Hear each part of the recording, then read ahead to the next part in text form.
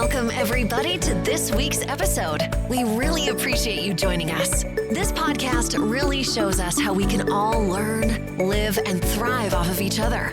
By sharing our knowledge through our conversations, we will impart some knowledge whilst learning ourselves how to progress even further. Here is your host.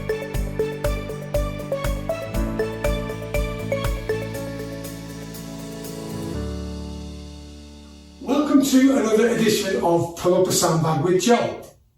Hi, my name's Joe O'Connor, founder and CEO of the Transferable company, and I help veterans, veteran business owners, and those who support veterans become bigger, better, and bolder versions of themselves. And I do this in three key areas: health, wealth, and mindset.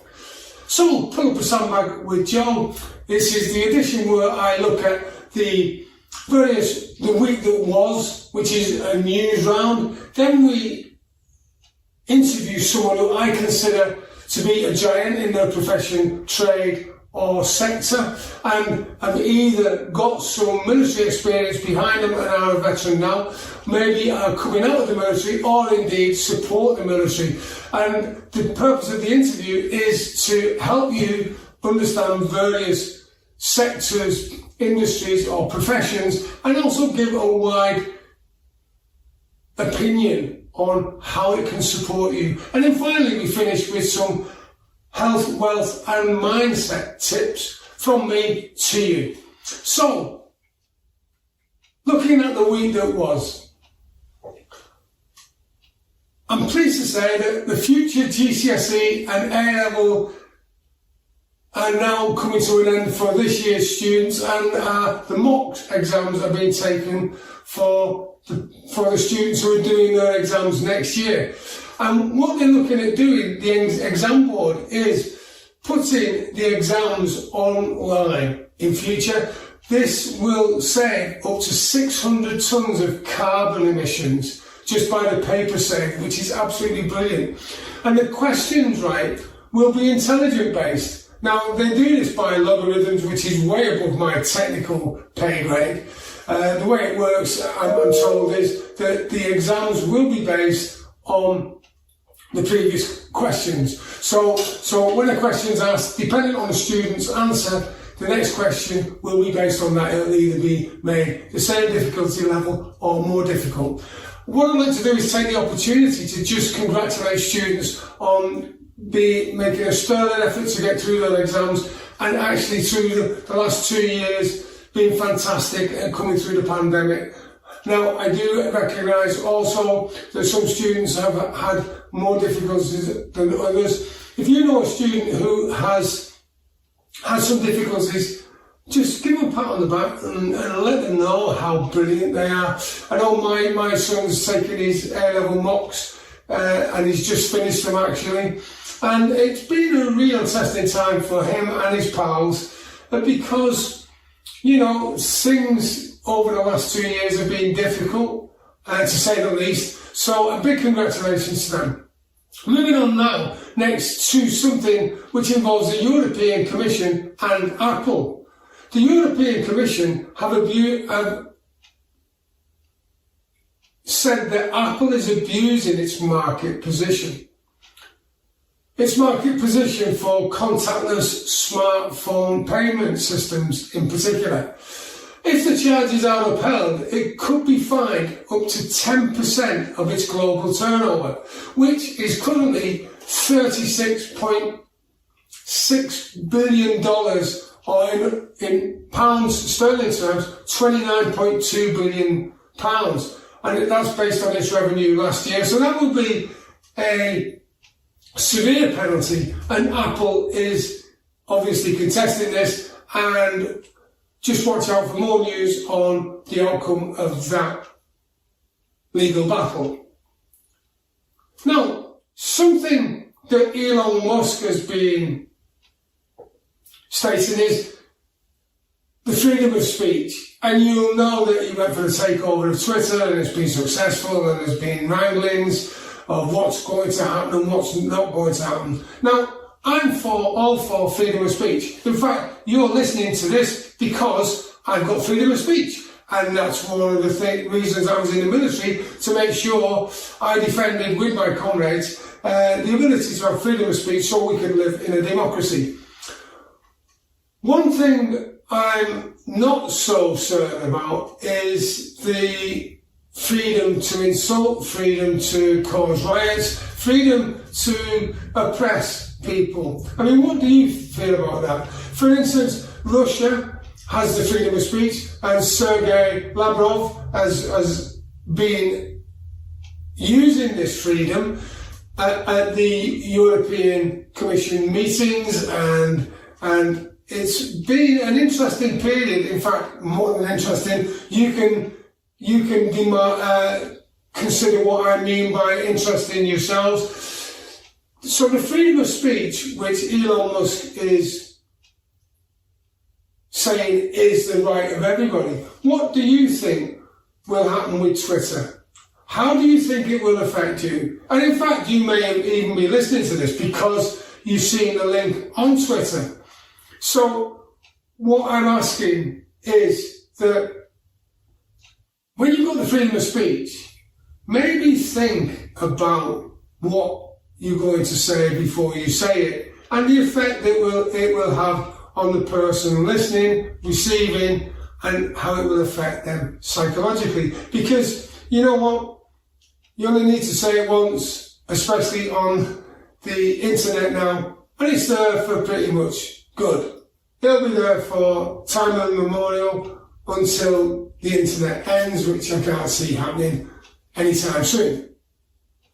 So, moving on to spring, because we're in spring now, it is arriving 3 weeks earlier. Scientists have proven this, and this could be down to global warming and the way that the Earth is changing and the environment is changing.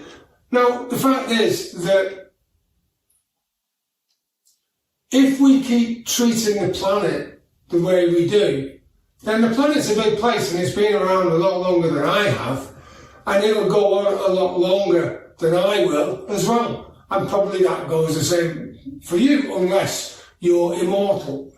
So the thing is that if we keep treating the planet the way it does, and I remember back in the days when my regiment was called in to move protesters on who were from Greenpeace. Now, that was a new thing at the time back in the 80s. And now, how much of a good point do you think they've got? And they were way ahead of their time, weren't they? Because they could see what we were doing to the planet. And now, what we've had over the last few weeks is that scientists are saying we've not got much time left. And David Attenborough produces programs that says exactly that. So, spring is arriving 3 weeks earlier than normal could mean an awful lot more, and perhaps we should take heed of this.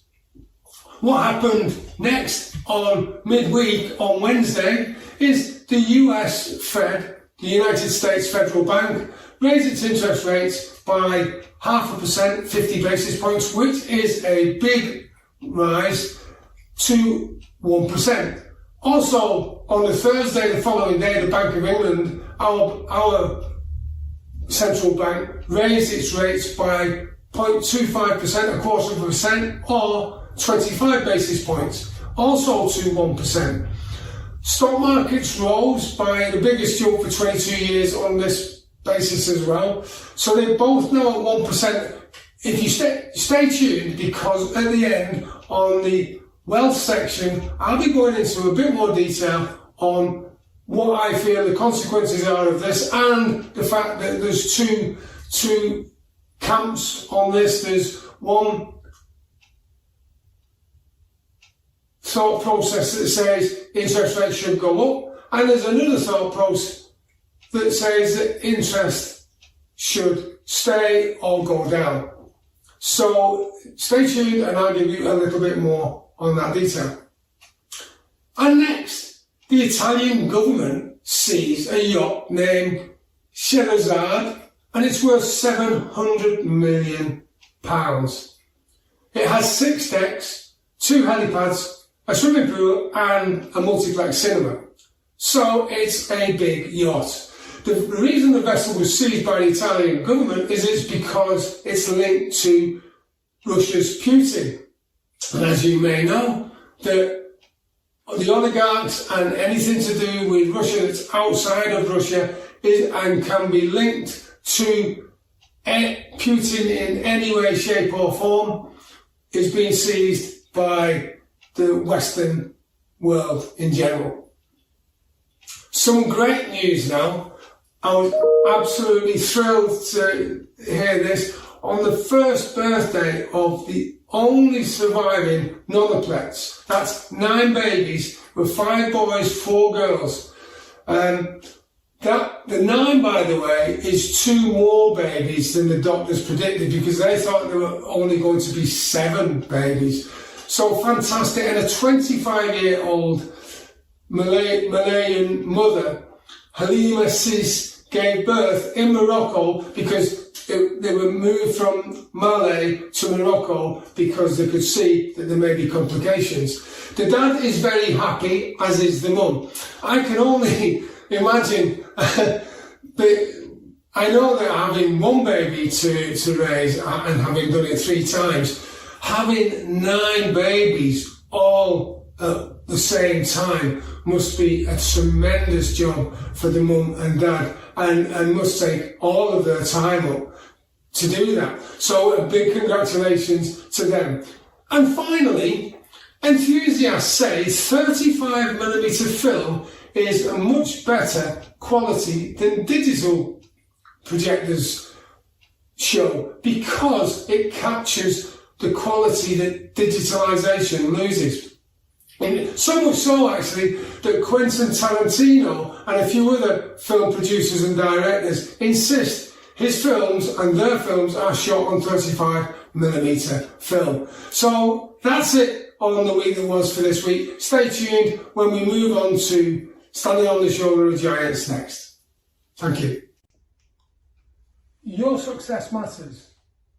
This is something I truly believe in, that your success matters, and that's what I always tell my clients. And I think it's all about changing your life. And what I did is I put my mind to this. I wanted to see and think about how best I could get a success message across to people just like you to help you get better results.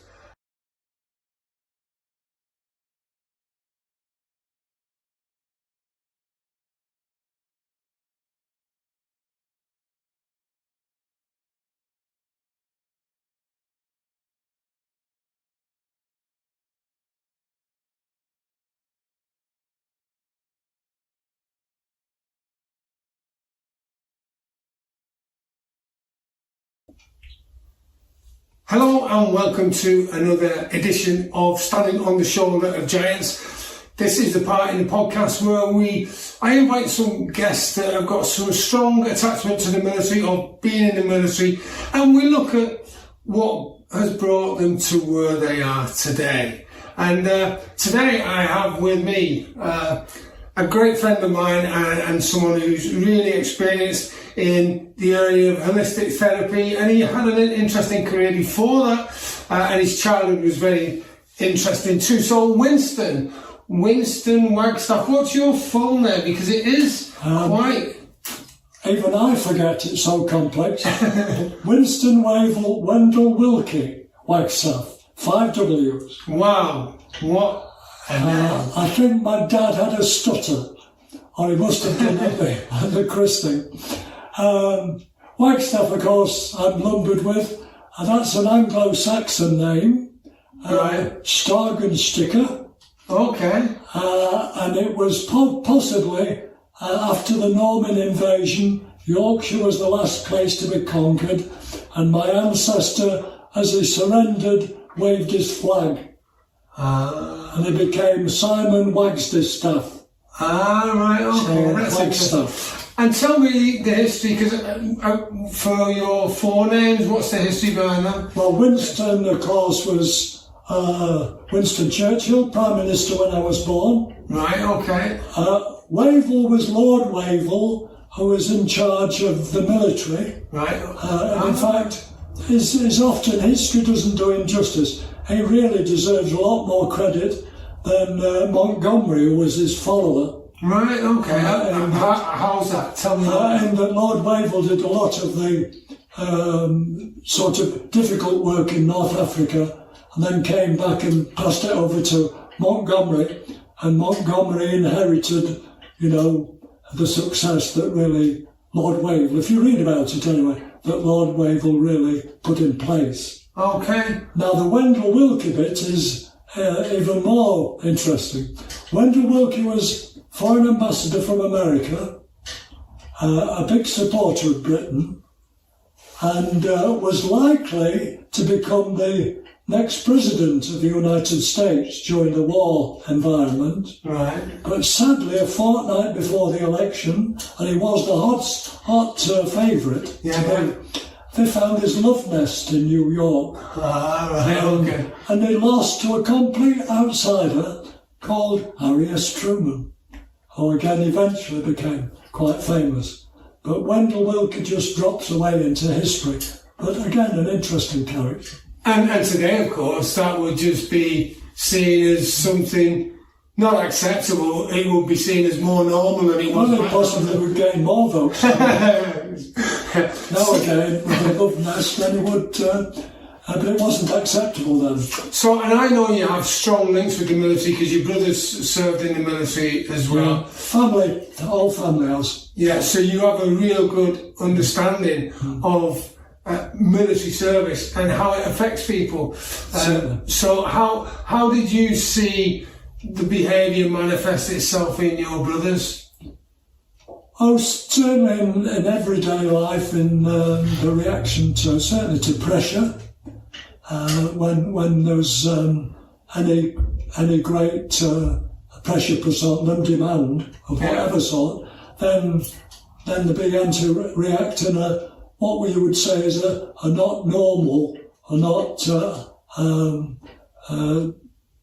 acceptable sort of way. Right, okay. And then they either became aggressive or they became dysfunctional, nattery, right, okay. irritable. And there were a lot of good qualities about them as well. Oh, yeah. But it stress, and I mean that's one of the major factors always in mental health. Shows itself eventually. It can't help but show itself. Even with the most balanced of people. Yeah, and the reason I asked that particularly is because this was happening way back in the time before PTSD or any sorts of symptoms or conditions were recognised, and sometimes it could be, of course, seen as cowardice, couldn't it? Absolutely. Great sadness, really, when you look back and see the ignorance.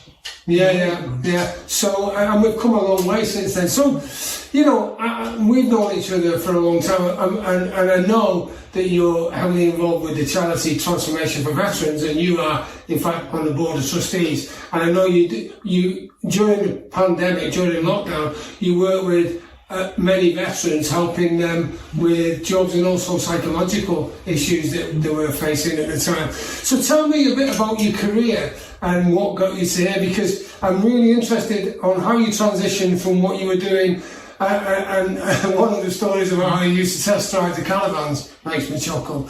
And then you got into the hypnotherapy, holistic therapy side of things. Well, I got into hypnotherapy really in requiring it to some extent. Right. And that, yes, I was suffering from stress. Right. And fortunately, I ran across a therapist who pointed me in the right direction, away from psychiatry, towards psychotherapy. Mm-hmm. And because it worked, and I saw that it did work with me, then I became interested in it. And it had always been, psychology has always been an underlying theme throughout my 3 careers, really. Yeah. And how your mental approach to life changes. And so I thought, oh, that's interesting. If I want a conclusion to my career, then perhaps this is worth looking at. As much as a hobby at the start, an interest, as much as an actual other career. But it became another career. Fantastic, thank you. And I know that at your younger years, music was your love, and then you went to university, had a high position and organising things and in charge of the money of the students. President of the university, yes. Yeah, and then from that, what did you move into then? Because you could have gone either way, whether it be a music career or into business. Well, I went into industry, into design. Yeah. And partly from something I did with my family business, in that we used to do a lot of catering outside functions, and I designed knockdown units, right, okay, for the catering outside, and people found it quite fascinating, and said, you ought to think about that as in that I'm qualified in design, in art. I've always been creative. So I actually took it up, offered an interesting job in a group of companies that had wide industrial aspects, from furniture, housing, caravans, holiday homes, all sorts of areas which I could take an interest in, and did do. Yeah. Thank you. And I mean, then you discovered hypnotherapy and holistic therapy, and you were successful in working with general practitioners, doctors, and in nurse surgeries. And tell me about what happened with a major drug manufacturing company. How did you help them? It was AstraZeneca, was it? Yes, AstraZeneca. Yeah. When I became a fairly well-known therapist, established, I was Northwest manager for a number of therapists. I was contacted by AstraZeneca, and that they wanted, for their own staff, help in psychotherapy. It just seemed rather strange that one of the biggest manufacturers of therapeutic medicines wanted an actual therapist to help their own people. And that's it was a fairly confidential post, but that's what it was at the end of the day. They were finding that their own managers and senior managers were suffering from stress, from demands of their work, and psychotherapy they'd found was a successful answer, rather than their own products. Excellent, and that's interesting that a major manufacturer of chemicals to control depression and psychological illness actually found that the hands-on holistic therapy was much more effective. I'm also interested because I've experimented myself with the placebo effect and how you can control pain or conditions with the placebo effect. Tell me a little bit more about what your findings were, which are scientifically backed, and the fact that you were quite established in a membership of hypnotherapists and psychotherapists around the northwestern UK. So what were the findings that you actually discovered?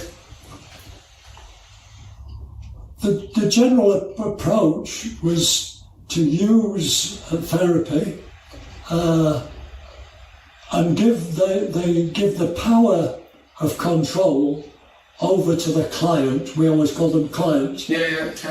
And that we gave them the tools so that they could control their own emotions and their own deep feelings, resolve their own problems. Yeah. And that is a much better control way of solving their own problems, rather than having to go and hold the doctor's hands or the psychiatrist's hands, or to take the necessary pills. And that was always our main function, give the power of treatment to the client. And so placebo is always a factor that arises, and the variations are there, but it's roughly about 20% of people, if you leave them alone, will actually recover from whatever problems they have. Right. Given time and given the right environment, they recover. It's nature's natural answer is that you try and recover. Okay. Sadly, there's 80% that don't achieve recovery, and that's interesting. But why that 20%? That 20% is often found to have strong mental attitudes. Yeah, right, okay. So if we build on those strong mental attitudes, or encourage people to create strong mental attitudes, then that helps them not only with whatever their problem was, but in the whole of their life. It's a further development of the character. And that's interesting. So people, 20%, it's the 80-20 rule, like Pareto rule. So if 20% of the people have got that, then using that philosophy that you've just shared on strengthening skills and strengths that allow them to combat different mental conditions, then that's how you work with the other 80% then to cure them. And that is great. And I know we've had many discussions over this.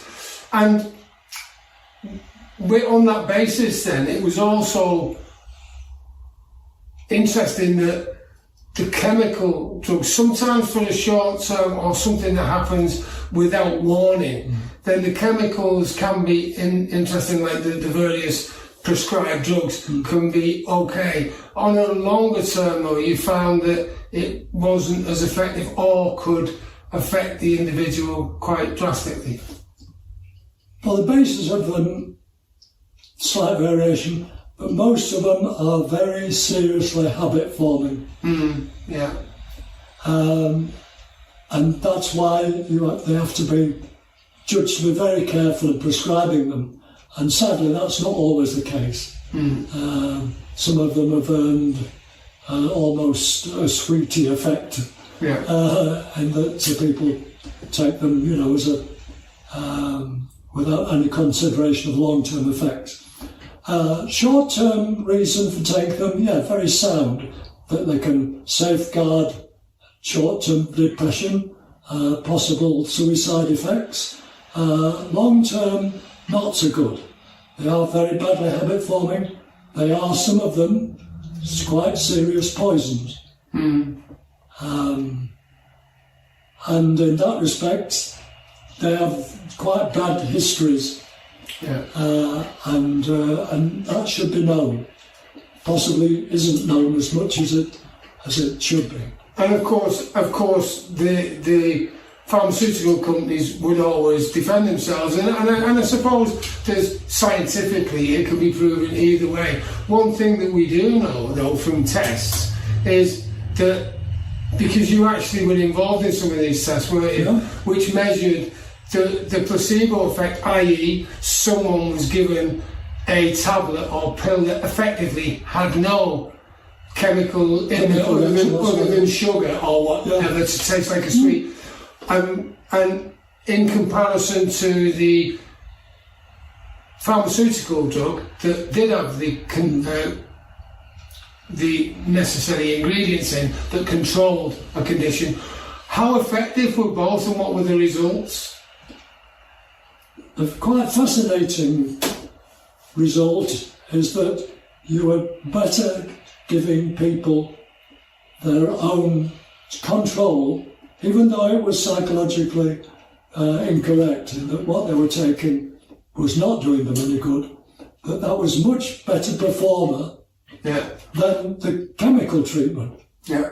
Yes, the chemical treatment, obviously over short term, probably safeguarded their mental health. Yeah. But over long term, not so. In fact, it was a positive distraction from health, in that they are poisons, quite serious poisons. The 20% drops as far as chemical treatment is concerned to about 14, 15, 16, 17, 18%. So in actual fact, having chemical treatment is a disadvantage long term, not an advantage. Yeah. And of course, at this point, I must say that if you have been prescribed a drug, a pharmaceutical prescribed drug, then it's important. We're not professing to be doctors. What we are saying is from, and I mean, Winston, you've been connected with therapy for many years, and the observation is that quite often, over the short term, prescribed drugs can be great and effective. Over the longer term, maybe not so much, and placebos have been proven to be just as effective in many cases more effective than prescribed drugs. So thank you so much for that, and that was so interesting, and I know we could speak for actual days on this. Well, in actual figures, if we're talking figure terms, therapy, and I'm talking about a wider aspect of therapy, there's quite a lot of different schools. Sadly, there's possibly too many different schools of thought. It's like psychology in general, there's lots of different approaches. In general terms, psychotherapy, and it's measured by, certainly by the association that I was with, have a success rate of 80%. If we didn't hit 80%, over our trial period, we didn't get our qualification. Right. We had to hit at least 80% success rate. Not measured, this is the difference, not measured by the therapist, measured by the client. The client had to report on quite a sophisticated form how much better he felt, how much effective the therapy was, how much his life had been changed. He said the benefit of the therapy, rather than the therapist saying, this guy's a lot better, or this lady's a lot better. And that's the subtle difference. Sadly, psychiatry do not do it that way. The psychiatrist fills the form in, saying, this guy has now benefited from my help, whereas the whole of the basis of our therapy was client orientated. Client fills the form in, client measures how much better he feels. And that had to hit 80% for us to have our qualification. And I know how passionate you are about Absolutely, it. And to be actually marked by your clients, that's right at the forefront of that. Absolutely. There's no room for error there. So I'd like you to outline what's the secret of your success. What steps, what study, what philosophy did you adopt? Because I know you've been very successful throughout your career, starting as a young boy through to university, and you had challenges as well. So what's the secret to your success? Open-mindedness, I think. Go and investigate and make judgments of whatever proposition it's put before you. Test it by all means. But be open-minded. Even the strangest of things, the strangest of experience, the strangest of propositions can have some value in them, can have some truth in them. And certainly psychotherapy, has that element in it. Cannot sometimes be explained, but the end result is what matters. If the result is there at the end of the day, how you got there, or what methods you used to get there, sometimes are what some people would judge as being rather strange. Right, okay. And of course illegal. So that's great. Open-mindedness and the outcome at the end and how you get there. Because I suppose it's the same as when you set off on a journey, it doesn't necessarily, it's not from A to B on a straight road, is it? You could be taking turns to the left, turns to the right, maybe doubling back on a one-way system. So, yeah, that's so interesting, thank you. Now, most people talk about success because it's a good thing to talk about, isn't it? Not many people talk about failure. And by the way, I don't know about you necessarily. I know I've had lots of failure. And I think you've had your first share of failure. Not many people do share that though, because it's taboo often. But I believe that it's from failure that you learn and are able to deal with and get to success. So I'd like you to reflect on this for a moment and then let me know, how do you deal with failure?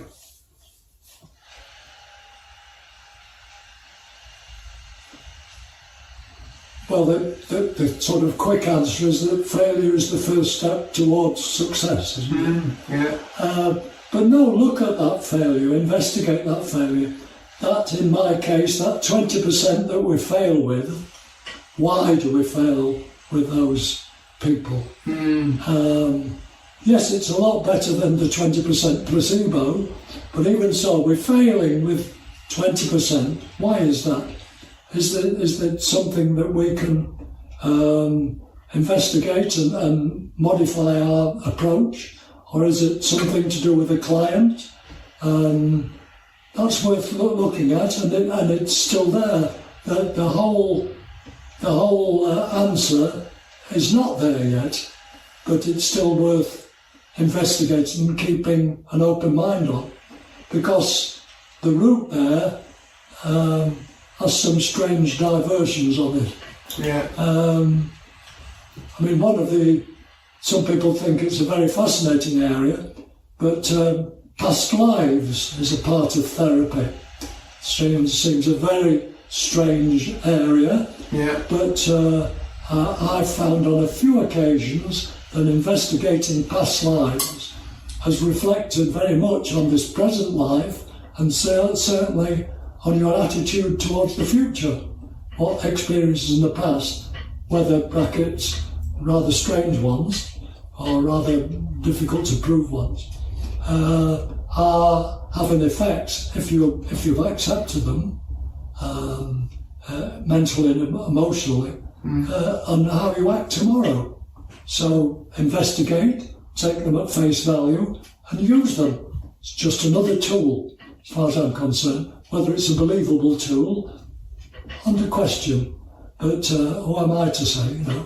Well, and when you say past lives, we're talking about before the person's own life. People have experienced a sense that they've lived before, or that they've experienced things before that have affected them emotionally. Yeah, the deja vu effect, I suppose. Yeah.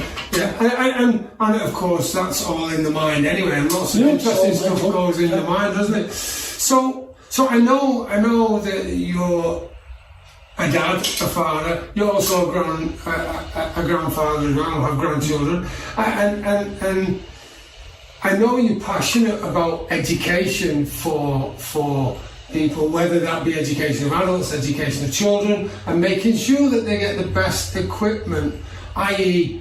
not just equipment as in pens, pencils, rulers, or any working equipment.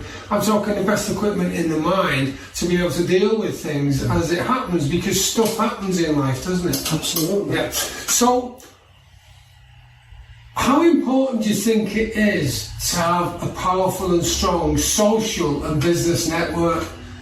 People who support you when in time of need. Very necessary. I would think it's probably more necessary now than ever before, because life is very demanding. Yeah. Very stressful. Performance is always there. We're all measured on performance, and wherever you get performance, then there's stress. And so, yes, you need a good foundation, a good base to work off. And a network is an excellent way, as long as you're able to use it. And that's often the problem. We're not open enough about our emotions. No. And we don't want to be crying on people's sleeves, but we should be a lot more open as to how we're feeling, how we're acting, how stressed we are. And by being open about it, we're halfway through to curing it, to resolving it. So yes, a network, friends, a good foundation of contacts, good professional bodies are all very necessary. Yeah. And it's interesting, because in the military, right, we're rough, tough soldiers, and we don't need any support. And I remember after I had my incident in 1999, and when the guys came in the middle of the night into hospital, and I said, all right, okay, well, how was I when I fell 400 foot? He said, did I scream? He said, oh yeah, like a baby. And we laughed, because that was when I felt vulnerable, you know, and I think that it's often important to share that vulnerability with the people you trust. Not people who are going to chastise you or anything, people who are a close network. Close to you. That's important, isn't it? Very, very necessary. Both you ought to feel that you're able to do it, and that they ought to accept it in the right, healthy, you know, acceptance. And that they, in that respect, should be partly prepared to accept it. And that, you know, that word human, you know, encompasses an enormous range of experiences. Yeah. We're all human. We all have human experiences. And this mental health is just one aspect of that whole human experience. But it's a very necessary and a very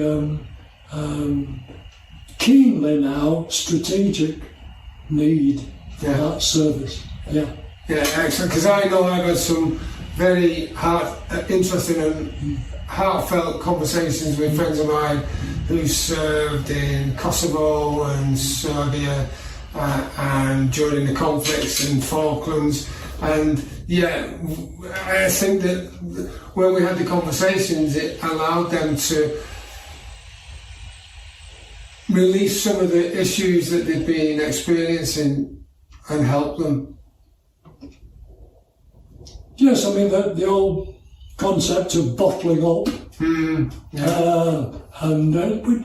don't want a tremendously dramatic and emotional society. We don't want weeping on the streets and all the rest of it. No, that's not acceptable. But yes, there should be a suitable environment for you to release a lot of those pressures. And brackets, hopefully that's therapy. Well, thanks for that. Keeping on the theme of therapy, how important and what are the benefits from receiving holistic therapy and having a good coach or mentor, or both coach and mentor? There's two schools of thought. The person-to-person relationship, I've found personally very valuable. But there is a schism in therapy that says that shouldn't be so. You should have an approach that not depersonalises it because it's one person talking to another, but that it should be on a brackets professional basis, and it should be in a therapeutic environment, but not in a personal environment. I tend to disagree with that, but yes, there is those two branches of therapy that thinks totally professional approach, a personal interactive approach. I'm willing to be persuaded, but I'd go for the personal approach. I think you've got to get involved one human being to another. Yeah, and of course, I know that you've always kept the professional distance.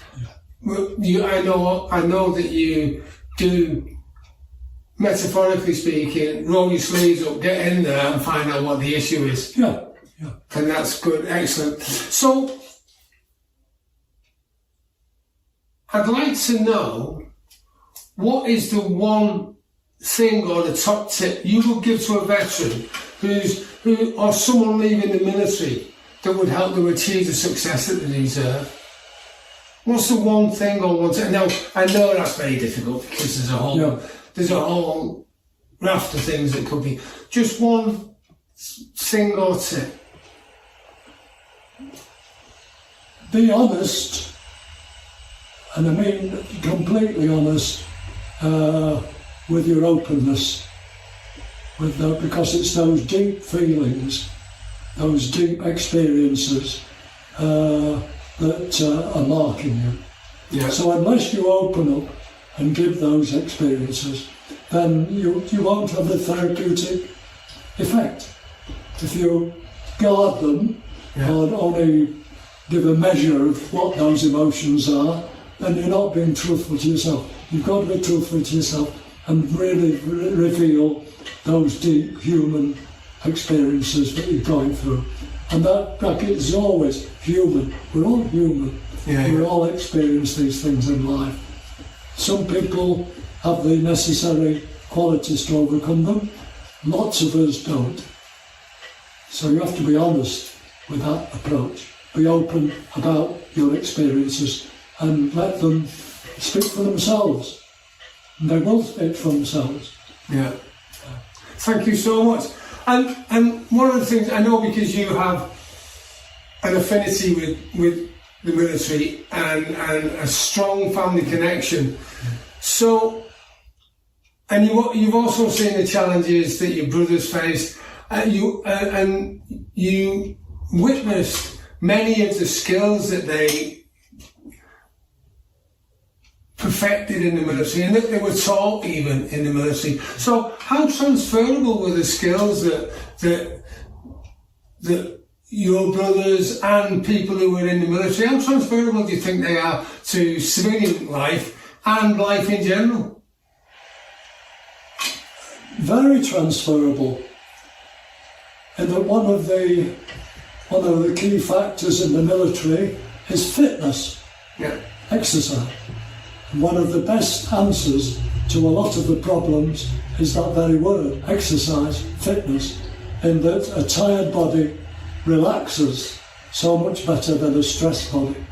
And that in itself has taken a step towards a therapeutic answer. You sleep better, you eat better, you relax better when the body is tired, and your mind, is halfway to solving its own problems. That's exercise. Yeah, that's very interesting. Now, when you say tired, that's tired as a consequence of physical exertion, right? Not like tired out. No. I see. Rather than stressed, because actually, you might want to test this for yourself so you can see that what we're saying is correct. When you go to the gym or you do any exertion and you're running or you're pushing weights or whatever, it's very difficult, isn't it, in that point of exertion to feel depressed? Absolutely, yeah. And if you want to go to the extent of measuring that perspiration, you're actually burning off a lot of the stress chemicals. If we're going to investigate stress as a chemical reaction, you actually, in perspiring, in physical effort, burn off a lot of those chemicals that are damaging you. So you're doing yourself good on two fronts. You're burning off the bad things and you're tiring your body out so that it relaxes well for the mental aspect. So exercise is a very good answer towards resolving your problems. Thank you so much. So what we've discovered during today is that be open and honest with yourself, and if you're able to have access to some sort of counsellor, mentor, therapist, then it's important to be open and honest with them. And the skills that you learn in the military are so valuable in civilian street, like fitness, and then you've got discipline, punctuality, Absolutely. All the rest. Yeah. All of that comes in, because I think a lot of the time, guys in the military, guys being men and women, do not value what they learn and think that they're not able to... It's a big advantage over what we would call a civilian person who's not got the necessary discipline background that the military have. That's one advantage. Take advantage of that benefit and use it. You know, it's a powerful tool. Well, Winston, thank you so much. Cheers. And my pleasure. We'll carry on chatting long after this. So, look forward to your next session on Standing on the Shoulder Giants. I've been with Winston Wagstaff today, and just a mine of useful information. So take care and have a brilliant day. Thank you. How effective do you think being a member of a network of a group of like-minded people could be for you and your business? Well, that's exactly the reason why I founded the Transferable Business Network Group. And we meet every 2 weeks. A bunch of like-minded people, and the organisation started just after the start of the pandemic. And we've been going for over 2 years now. And my aim, mission in life is to help guide, support business owners who are just like you get bigger, better results in business. And we do this by creating a group that's unique, simple and effective, and supporting veterans, veteran business owners, and those who support veterans. If you fit into that category, then this is a great fit for you, and we'd like to hear from you. So if you follow the link now, and you can find out how to join us for a session to find out what it's all about. And until we meet, thank you and have a brilliant day. And now we come to the part of the podcast where I look at the wealth, health and mindset section. So, what we're going to do this time is I'm going to spend a little bit more time on the wealth, because there's been quite a bit going on in the world that I think affects our economy, the world economy, and you may be interested in. So if we have a look at wealth, so the Fed, i.e. the US Federal Bank and the Bank of England unite. What do I mean by this? Well, on Wednesday the 4th of May 2022, the Fed, the Central Bank of America, increased interest rates from 0.5% to 1%. That's 50 basis points or 0.5%. And then the next day, on the 5th of May 2022, the Bank of England base rate was raised from 0.75% to 1%, a change of 0.25% or 25 basis points. And it is now 25 years since the Bank of England was given independence and the ability to control the Bank of England interest rate, the base rate. It was Gordon Brown, at the time Chancellor of the Exchequer, that transferred the power to govern and change the interest rates from the government to the Bank of England, because what happened before was successive governments, Tories and Labour, used to use the interest rates coming up to a general election to control or influence public's opinion on how good the government was doing. By passing that over to the Bank of England, what it allowed them to do was only use two main controlling factors for the base rate changes, and that is to keep inflation low and to keep employment high. So that is their influences, and they use different things to measure inflation, i.e. the CPI, Consumer Prices Index, which takes a basket of goods, the things that we buy on a daily basis, to measure what inflation is, i.e. the increase in the cost of goods in that basket. So since the 25 years has elapsed, over that period, the Bank of England set an inflation target of 2%. On average, it has achieved that, which is quite a remarkable achievement. Now, though, the Bank of England is on a knife edge from a popularity point of view. And we all know that popularity can be lost in an instance. Only looking at the Chancellor of the Exchequer recently with domicile and non-domicile tax regimes and the difference in how it can influence and affect the wealth of the wealthiest. Now, traditional thinking with interest rates and how they work is when interest rates rise, inflation should fall. That's a traditional thinking because affordability makes it harder to borrow, and also with interest rates rising, it puts less money in our pockets because we need to service debts such as mortgages or commercial loans. And that also means that there's less problem on employment, so there's less spending. Now, Professor Danny Blanchfire, a former Monetary Policy Committee, that is the governing body or the committee that controls and discusses the Bank of England base rates that meet on a monthly basis. He was a member between 2006 and 2009. And he says, and it's his opinion, that the interest rate used to control inflation is old hat. What does he mean by this? Well, from the discussion and from what I've read about it, he is questioning whether it is effective and how effective it is, because he comments, and I've actually analysed and looked at the perfect storm scenario.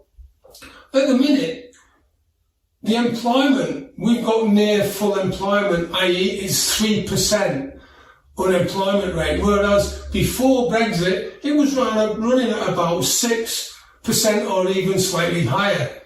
Now, what has caused the increase in employment, in my opinion, and in fact Danny Blanchfire's opinion also, isn't the fact that we've employed more people, because remember in the pandemic there has been massive unemployment, and especially in America it increased tremendously. I think it was 22 million people unemployed. Now that most of that has been recovered, and in the month of April the United States employed 490,000 people. So, coming back to us in the UK, the reason we've got full employment is a lot of the Europeans that were working in this country because of Brexit have returned home, which means that we have less of a workforce to fulfil the vacancies. And as a consequence, it seems as though we've got fuller employment, and it may not necessarily be the case. On the other hand, on the other side of the coin, Professor Martin Weald, also a former Monetary Policy Committee member, says that rates may rise further quite rapidly, and he sees by the end of the year perhaps the interest rate rising by another 1% and maybe being at 2% by the end of the year. So you can see two experts there, professors by education, have different opinions, and it's quite stark, the difference, which is a concern really, because it shows that the range of opinions and that economic control isn't necessarily a science, although many would say it is. And commenting on the workforce since Brexit, right, one of the problems that you get when you combine inflation with recession and wage increases and you bring that all into the pot, you get stagflation. Right, stagflation is where the economy is really suffering, and that's why it's important to look at interest rates and how we use that to control inflation. Raising interest rates too quickly and too highly, then that would cause less money in the economy because it's all been going to pay debt off. It means that people will find it more difficult to live. And with the cost of goods going up as a consequence of the energy costs, that means that the psychology, people's psychology and how they feel could really be dented. And talking about having more money in your purse or wallet to spend, when there's not much money, then people start pulling back on any spending. And there are people in the community who the effect of inflation can be really a lot higher because their income's already stretched because they have little or no spare capital. So the effect of the rise in electricity costs, gas costs, oil and fuel and energy costs can have a massive difference. And that passed on with rising retail costs, i.e. food and essentials, can have a real massive problem. So raising interest rates too quickly, too sharply, reducing the amount of money that people have to spend could have a negative effect. So my view is that we should proceed with some caution, a great deal of caution in fact, before putting interest rates up. And my also forecast, some are saying that inflation could hit 10% or higher. Currently it's running around 7% or just over, and the figures for last month will be out shortly. The thing is that with the thing that's causing inflation is energy costs in the main, and that's being caused by what's going on across in Europe with Ukraine and Russia. Hopefully that will be finished soon, and when that does, energy prices should come back to some form of normality, and we are making big steps towards having sustainable energy. So I think that it's going to be difficult in the next 12, 18, maybe 24 months. Then once we get things back to an even keel, things should be a lot easier. So and I know it's easy for me to say, and having spent 35 years in business so far, or maybe slightly longer, I've seen a few peaks, troughs, challenges and opportunities. And what I do know is that whilst it can seem extremely sad at the time, and I remember being in a petrol station and filling my car up with diesel instead of petrol, and I just sat there crying because I didn't know what to do. And I know the pain that you could be going through, and I have some idea. So the fact is that just stick with it, stay positive, and I'm sure that in the future you will look back on these times and think they were interesting. Next, coming on to health, it is proven that women in deprived areas of England live 1 year less than any women worldwide, and in the UK specifically, 8 years less than women who live in the wealthiest parts of the UK. So what can we do to help this and change this? Well, of course, it's very difficult to do overnight, to make any changes overnight. I do feel that there are certain things that you can do, and I'm going to be sharing with you over the coming podcasts, things that can be done to improve your situation and help you get healthier during these times of difficulty. Now, one of the things I'd like to move to is on health, because you know how important I think health is when you link it to mindset. And the mindset aspect is, of course, extremely important because that controls how you feel. And you notice in the interview Standing on the Shoulder of Giants with Winston Wagstaff, he was talking about how important exercise is to make you feel better. And I'm going to do another session with Winston shortly because I want to explore the importance of exercise and how that interacts with the mind. One of the things I'd like to cover now, and I'm sure I'm going to also discuss this with Winston, is about your friends, colleagues, family, and the people you associate with.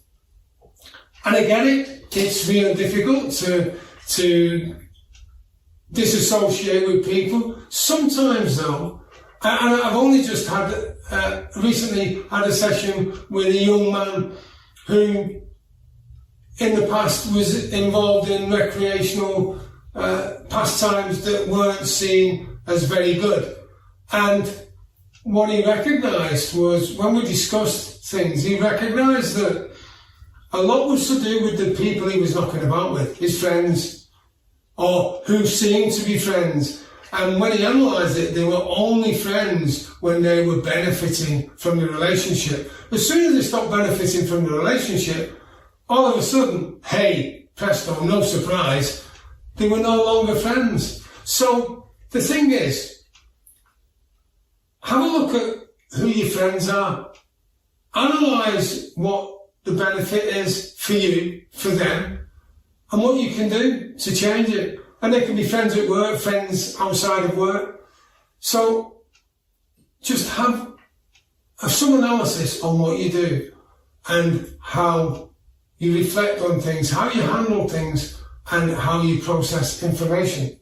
So that's it for this session. I've enjoyed presenting to you, and I really do hope you've enjoyed listening. You take care and have a brilliant day.